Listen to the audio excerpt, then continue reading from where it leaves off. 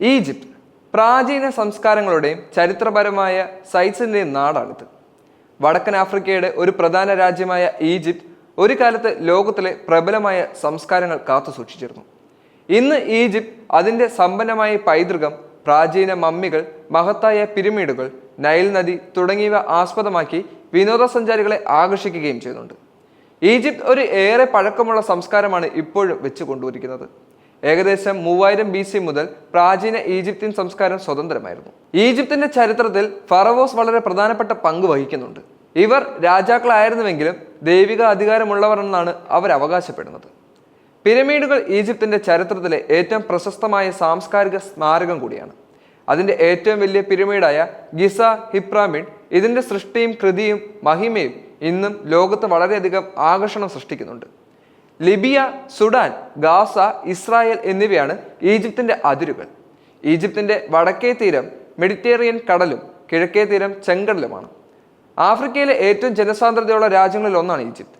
ഈജിപ്തിലെ 7.8 കോടി ജനങ്ങളിൽ ഭൂരിഭാഗവും നൈൽ നദീതടങ്ങൾക്ക് സമീപം താമസിക്കുന്നുണ്ട്.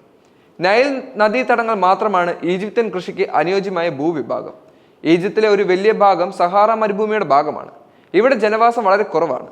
ഈജിപ്തിന്റെ ജനസംഖ്യയിൽ പകുതിയും നഗരങ്ങളിൽ താമസിക്കുന്നുണ്ട്. ഇതിൽ കൂടുതലും ജനസാന്ദ്രത കൂടിയ കൈറോ, അലക്സാണ്ട്രിയ എന്നീ നഗരങ്ങളിലും നൈൽ നദീതടത്തിലെ മറ്റു നഗരങ്ങളിലായി വസിക്കുന്നുണ്ട്. കറുത്ത ഭൂമി എന്നർത്ഥം വരുന്ന കെമറ്റ് എന്നായിരുന്നു ഈജിപ്തിന്റെ പഴയ പേര്. നൈൽ നദിയിലെ വെള്ളപ്പൊക്കം വഴി വന്നടിയുന്ന കറുത്ത മണ്ണാണ് ഭൂരിഭാഗവും. നൈൽ നദീതീരങ്ങളിൽ ശിലായുഗം മനുഷ്യർ ജീവിച്ചിരുന്നു എന്ന് ശിലാലിഖിതങ്ങൾ വ്യക്തമാക്കിയിട്ടുണ്ട്. ചില ഭാഗങ്ങൾ മരുഭൂമിയാകും വരെ വേട്ടയാടലും മീൻപിടുത്തവും മുഖ്യ ഉപജീവനമായിരുന്നു. BC 6000 ധാരാളം കെട്ടിടങ്ങളും കൃഷിയിടങ്ങളും ഉണ്ടായിരുന്നു. നവീന ശിലായുഗ കാലത്ത് ഗോത്രങ്ങൾ ഉണ്ടാവുകയും രാജവംശങ്ങളെ പരിണമിക്കുകയും ചെയ്തു. ഫറവോമാർ ഉൾപ്പെടെ പ്രശസ്തങ്ങളായ പല രാജവംശങ്ങളും ഈജിപ്ത് ഭരിച്ചിരുന്നു. വലിപ്പത്തിൽ ലോകത്തിലെ 38ാമത്തെ സ്ഥാനമാണ് ഈജിപ്തിനുള്ളത്. ഈജിപ്തിനെ 4 പ്രധാന മേഖലകളാക്കി തിരിച്ചിരിക്കുകയും ചെയ്തിട്ടുണ്ട്.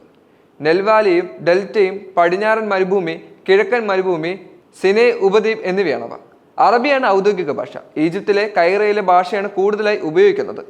ബർബാൻ എന്ന ഭാഷയും ഉപയോഗിക്കുന്നുണ്ട്. ഇസ്ലാം മതക്കാരാണ് ഔദ്യോഗിക മതം. സുന്നി വിഭാഗത്തിൽപ്പെട്ട മുസ്ലിങ്ങളാണ് 90%. ക്രൈസ്തവ വിഭാഗത്തിൽ കോപ്റ്റിക് ക്രിസ്ത്യാനികളാണ് ഏറെയും. മഹത്തായ സാംസ്കാരിക പാരമ്പര്യമുള്ള നാടാണ് ഈജിപ്ത്.